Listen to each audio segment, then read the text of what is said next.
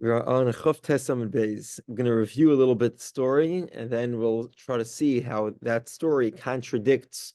There are two rabbis in the story, and each of them seems to contradict what they previously said. Now, in short, today, a little bit of tomorrow, and further, we're going to go through a bunch of stories of different people that bought a property and had an argument. Say that they had an explanation for how they got there and why they're in the property. And each of these stories is supposed to teach us an important message with regard to the laws of chazakah of 3 years.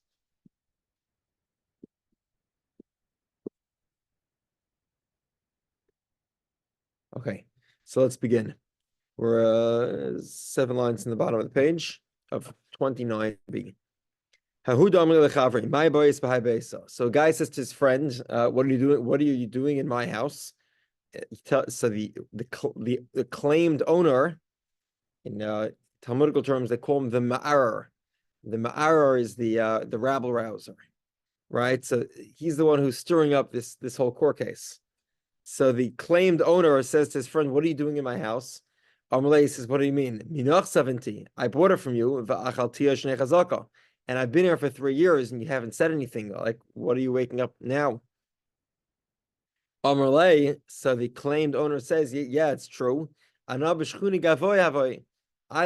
in the inside. We shared a courtyard together, and I walked past you every day, and I thought that you were belonging to a different house. So it's true, I saw you around, but I didn't think that you were in my house. I thought you were in a different house. Also, commander of Nachman. See.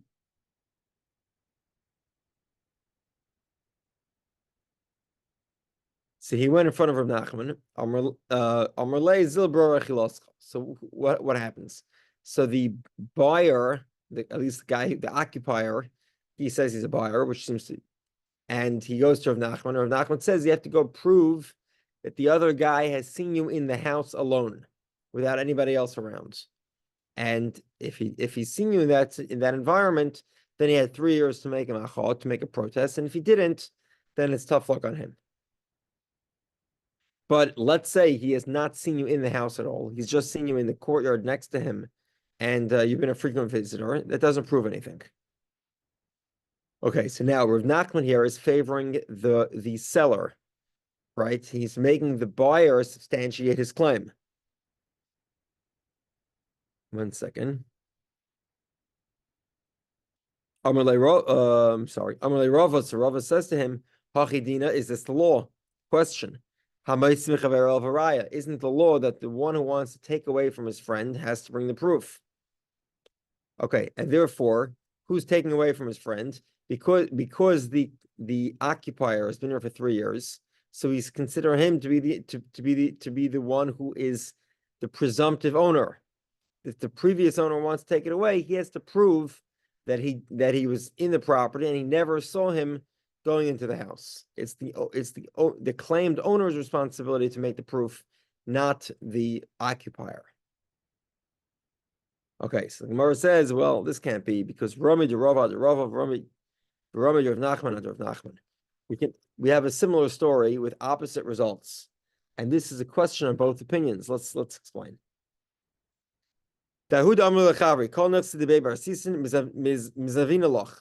A guy says to his friend, I'm selling you all my property that I purchased from a man whose name was Sisin.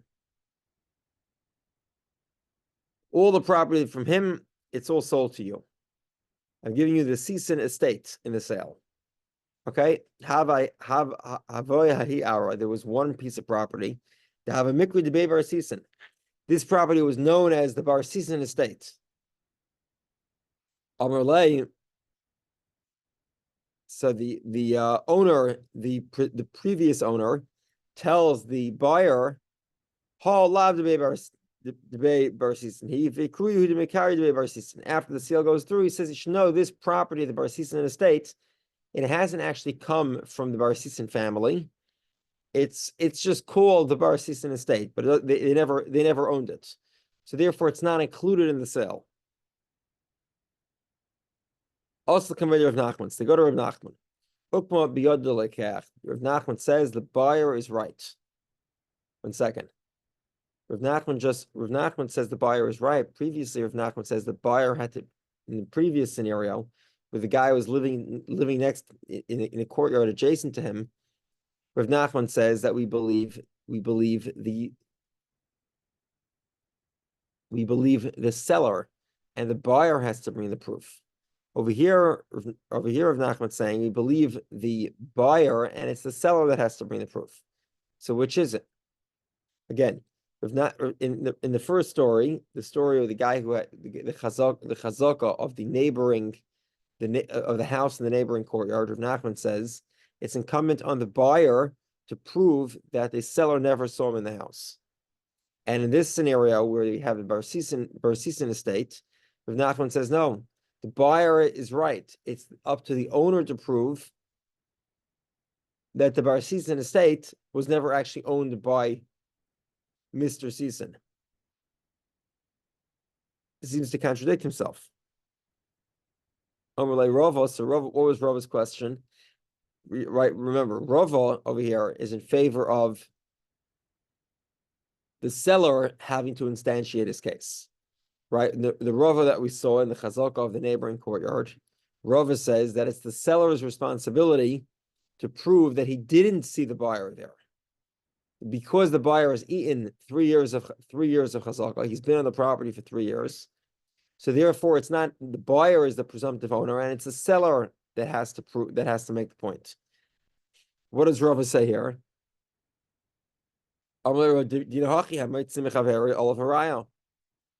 Because in this case, Rava argues that the seller should be required to bring the proof. And not the buyer. The seller should be required to bring the proof that this property was the estate of bar sisin actually was owned by bar sisin, and that proof needs to be brought by the buyer, not by the seller. So the Gemara says, "Kash to Rava, Kash to Rav Nachman, Rav Nachman." It's a contradiction. Rava seems to contradict himself. Rav Nachman seems to contradict himself. So the Gemara says, "To Rava, like Kasha, Rava is not difficult." In the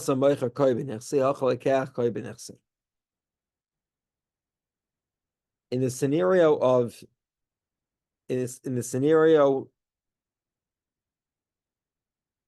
the sale of the bar sisin estate, who's sitting on the property? The previous owner. Says Rava, if the first owner is on the property, then the potential buyer, he has to bring the proof to take it away from the previous owner, who's the presumptive owner, because he's been on the property. However, in our scenario, who's been on the property? The occupier. The occupier has been on the property for 3 years. Therefore, we say the case is in favor of the occupier. He is the presumptive owner, and it's the previous owner that has to prove the case that he never saw the guy. He never saw his neighbor in his house.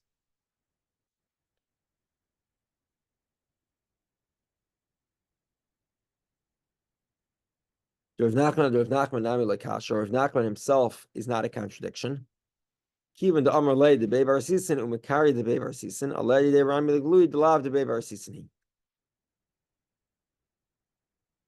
words, Rav Nachman is giving two different sets of arguments. With regard to the bar sisin estate, Rav Nachman says, look, the owner inherited or purchased a tremendous amount of bar sisin property. And now you have a property that is called the bar sisin estate. It would seem pretty obvious that it's part of the bar sisin property, and therefore it should be included in the sale.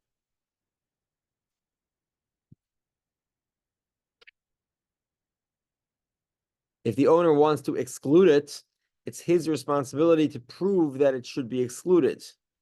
However, aval hacha, with regard to the scenario of the guy who lived in the neighboring courtyard,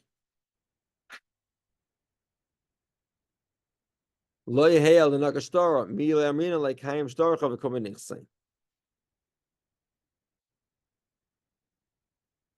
soon see that a chazak of 3 years is like a document.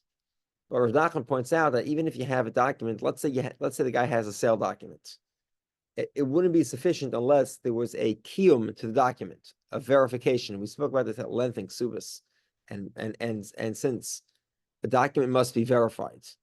Even though you have a document, you still have to verify it. Similarly, even if you've been there for 3 years, you might need to verify that you were there for 3 years. If the owner says, I saw you in and out, but I never saw you moving into the house.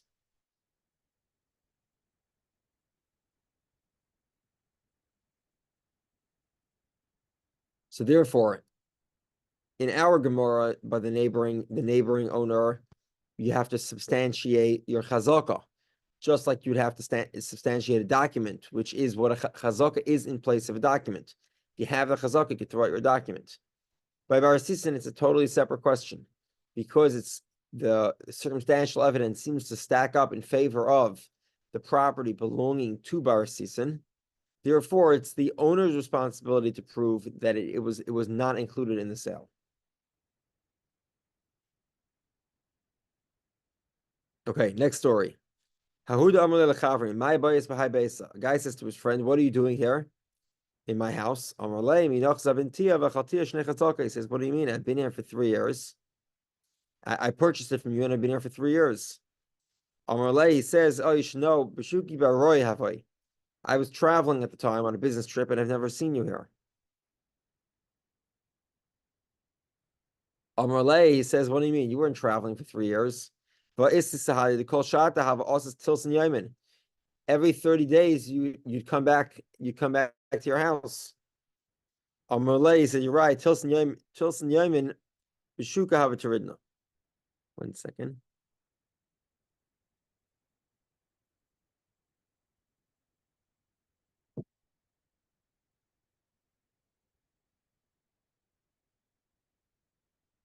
Sorry. He would come back for 30 days at a time.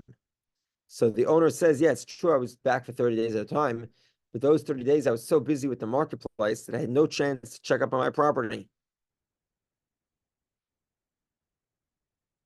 Okay. Now, we should make one more point here, which is that we're talking about where this guy traveled across a border that was closed, meaning there was no way for the news to travel between the country he was on business doing business with and his home country, the country that had the property in it. Therefore, there was no way for the news to travel, and the chazaka isn't valid. Okay, so now the question is, it's true the guy's been gone for 3 years, but one time he's been back for 30 days, and he claims to be extremely busy during the 30 days, not having enough time to check up on the property. So what's the deal? Is that considered a chazaka or not? Omer Rava says, Ovid Inish.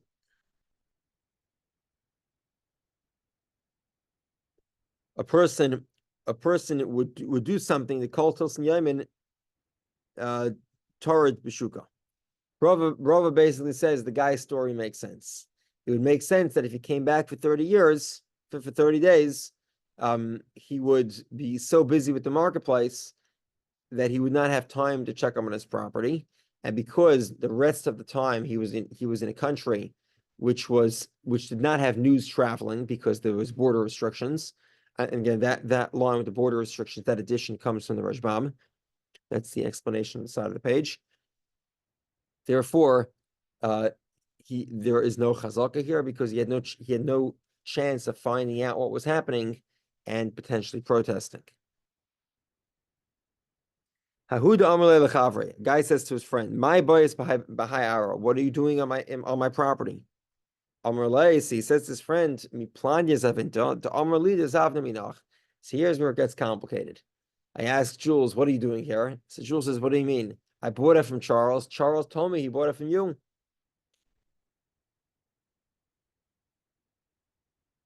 Okay, Amalei. So the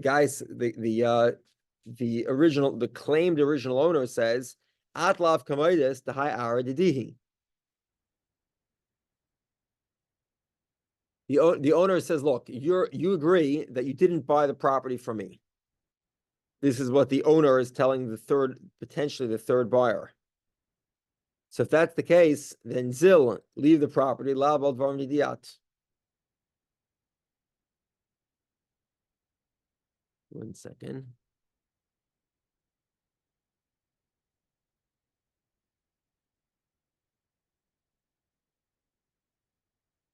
Okay.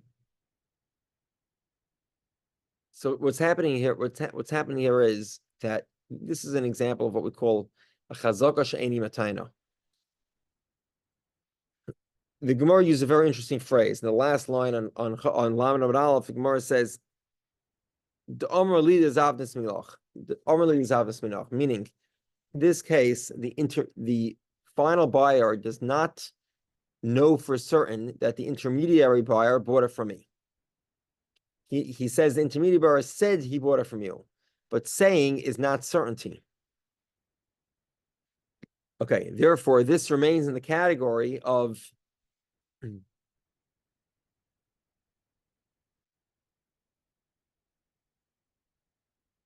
chazaka she'eni matayna, meaning I it's true I've been eating this property for 3 years, but I can't definitively explain how it came into my domain.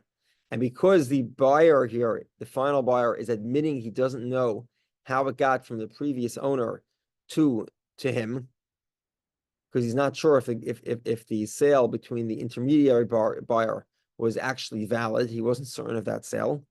So therefore, the owner can say, look, you have to leave. I never sold it to you. I never sold to him. Because he is not able to, because he's not making a convincing argument, he doesn't know the answer to the argument. Therefore, even though he has a chazaka, it's chazaka she'eni matayna. It's a chazaka without a good argument, because there's an uncertainty in his argument. He doesn't actually know what happened, and he loses the property. Just give me a second.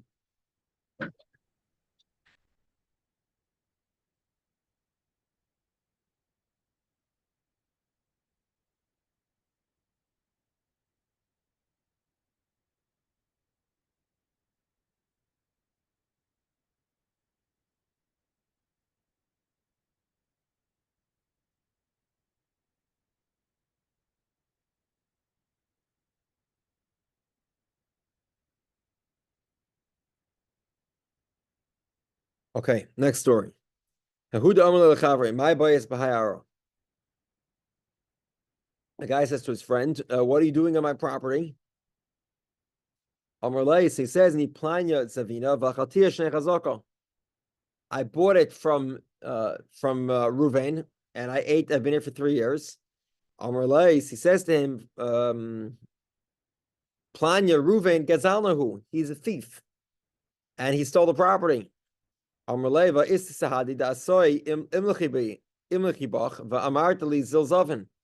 a problem here. You're telling me he's a thief. There's the claimed original owner is saying that the intermediary buyer was a thief. There's just one problem with the story, which is that you told me the final buyer says to the claimed original owner, you told me to purchase the property. I actually asked you for advice if this property was up for sale, and you said I should go ahead and buy it. So now you're telling me you gave the original owner gave the final buyer, advice to purchase the property, and now he's claiming that the property was stolen from him. So why are you giving advice on a property if you felt it was stolen from you? So Amar Leis, he says, the second guy is easier and the first guy is more difficult. Meaning, the thief Reuven, he's a tough guy. I didn't want to bring him to court. But you're the final buyer. You're a softie. You're much easier to deal with. I don't mind taking you to court, and therefore I encourage you to buy the property so that I could take it to court and get back my property. Amar Rava says, Dina ka Amarlei. This is a correct argument. This is legitimate. So the Gemara says, 1 second, come on, who is this like? Admain, like an author, like one of the Tanam. His name was Admain. We learned about him in the end of Ksubis. This now we learned. Either al sada v'chosam olav be'ed.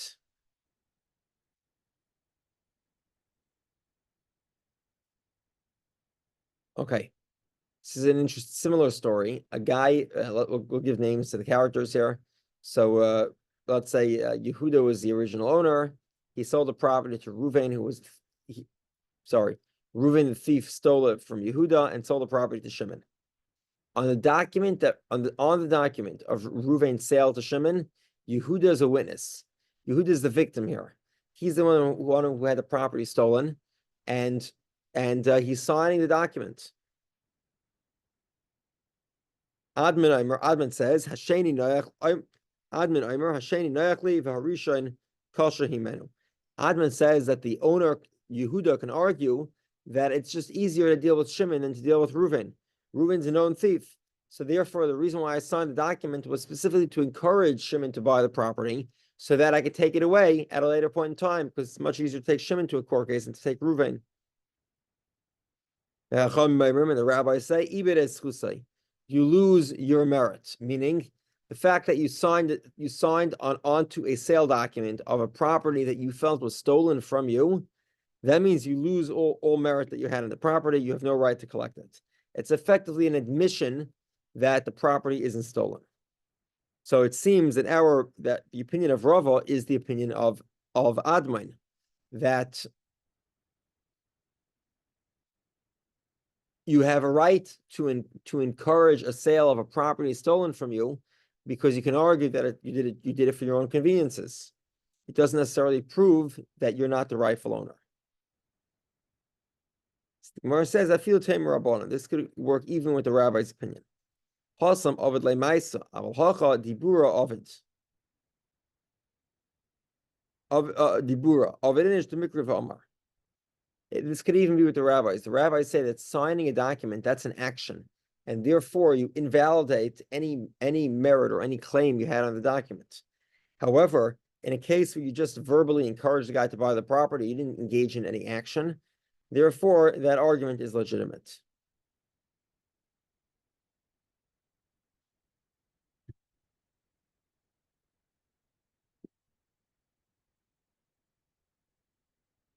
Okay, next story. A guy says to his friend, "What are you doing on my property?" He says to his friend,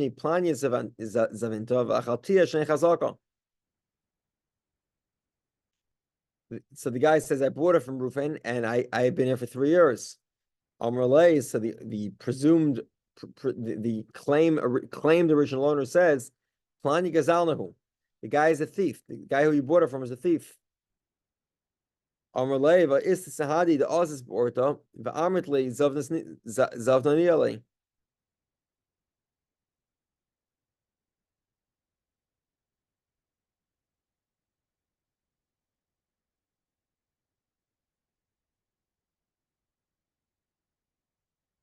Second here.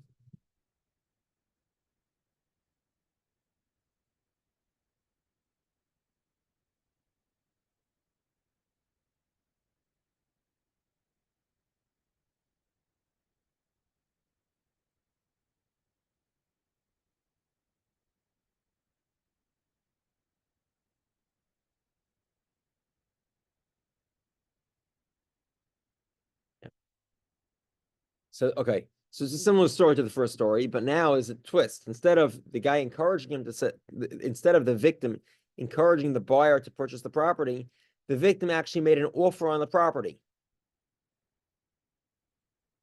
He made an offer to buy the property from the buyer, and now he's saying, "Oh, I'm a victim. The property was stolen from me. I'm taking the property away from you." This is what's going on.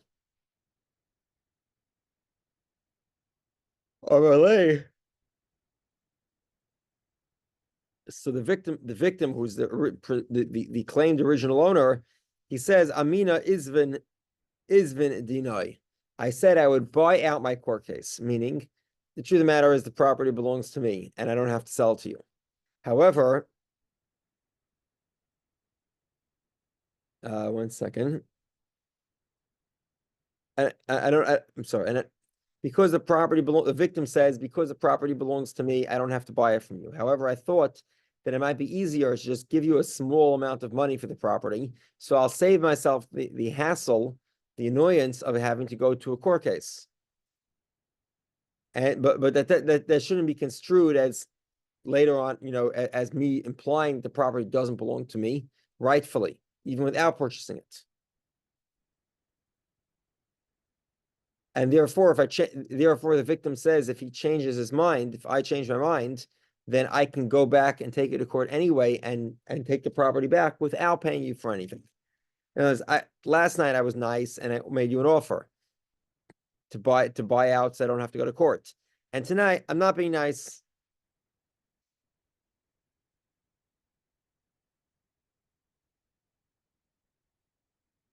So Rava says, Ovid inish to Zavandina. This is a normal type of behavior. A person would sometimes buy out that which is rightfully his through a court case because he doesn't want the hassle of having to go to court. And therefore, again, this favors the seller. This is not the fact that the victim here, the claimed owner, offered to buy that property does not prove that it isn't rightfully his, even without buying it. A guy says to his friend, "My bias b'ha'ara, what are you doing on my property?" Amar leis, he says to him, "Miplanya zavina, me'achaltia shnei chazaka." Okay, he says, "I purchased the property from my friend." And so the guy's Reuven's on the property. He says, "I bought the property from Shimon, and I've been here for 3 years."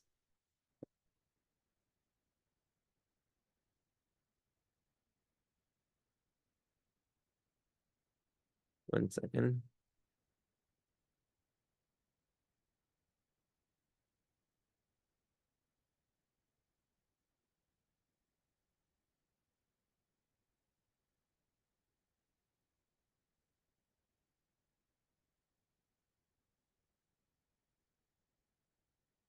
Yeah. Okay. So okay. Again. Reuven is on a property. He says, and Shimon comes up to him and he says, Shimon says to Reuven, "What are you doing on my property?" So Reuven says, "Look, I bought it from Levi, and I've been here for years of chazaka." So he says, Shimon says to Reuven, "Look, I have a document that proves that I bought the property 4 years ago. It shows that I purchased the property 4 years ago. So you're claiming you purchased it from Levi 3 years ago, and Levi bought it from me." One second. No.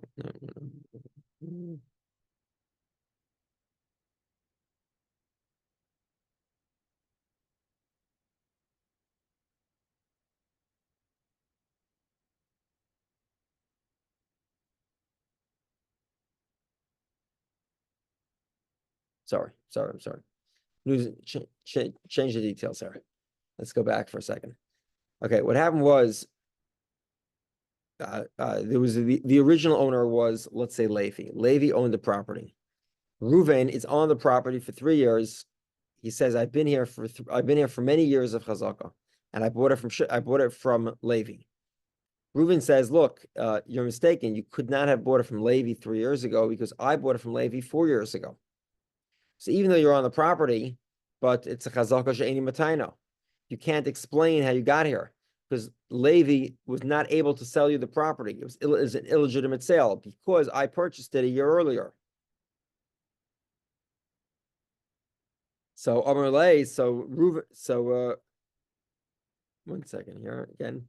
So Reuven, who's on the guy who's on the property, who's been there for 3 years, at least 3 years, he says, "Mi savra shnei chazaka tlas shnika amna." You think when I said chazaka, I meant just 3 years? Shnei chazaka tuvakim. I haven't been here for 3 years. I've been here for a very long time, even before your document of 4 years ago. So actually, Reuven tells Shimon, your claim that you bought it 4 years ago, that's a forged claim, because Levi, the seller, was not able to sell to you 4 years ago. I've been here for 8 years, and he wasn't able to sell it. It was an illegitimate sale. Amarova, so Rava says, so now the question is, when he first said, I've been here for 3 years of chazaka, or I've been here for the years of chazaka, does that exclude the possibility that he was there for 8 years or 7 years? A person will sometimes call 8 years as the years of chazaka. It doesn't necessarily mean 3 years. Okay,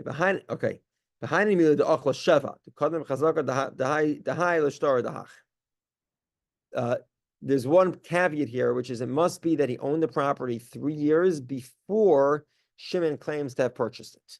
So in our story, Shimon claims to have bought the property 4 years ago.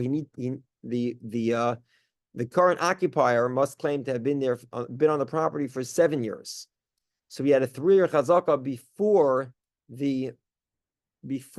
Shimon claims to have purchased the property. Aval shis, but let's say he was only there for 6 years.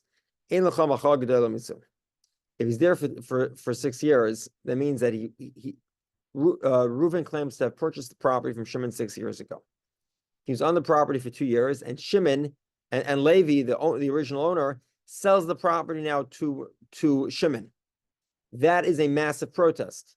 Selling a property that you previously sold is in effect a protest, and therefore he would need to continue to hold on to the original document. Reuven would have to prove that he actually bought the property from Levi 6 years ago. And the chazaka that he has by living in the property for 6 years does not make the point, because it says if Levi protested. Selling a property